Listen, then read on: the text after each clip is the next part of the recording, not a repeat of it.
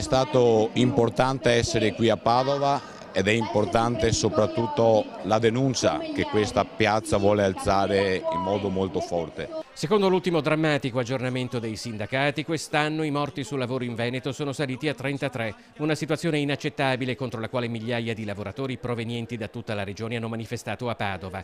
L'incidente ad Acciaierie Venete ha acceso i riflettori su un problema sul quale i manifestanti chiedono non si abbassi mai l'attenzione. Soltanto dopo che 4 operai sono stati bruciati questa cosa ha bucato il discorso pubblico, il dibattito politico. Noi oggi siamo in piazza anche per questo. La richiesta è di attivare un insieme di azioni che rendano il lavoro più sicuro. Bisogna rafforzare gli SPISAL, più controlli alle aziende perché convocano i tavoli con i responsabili della sicurezza dei lavoratori, gli LLS, per affrontare i problemi e per evitare infortuni. Devo dire che Zaia si è reso disponibile, ha convocato un tavolo delle associazioni e delle organizzazioni sindacali, noi abbiamo presentato un documento unitario CGIL CIL-UIL, il Presidente ha dato alle tra virgolette controparti, cioè le associazioni, che entro lunedì dovranno dare una risposta negativa o positiva al nostro documento.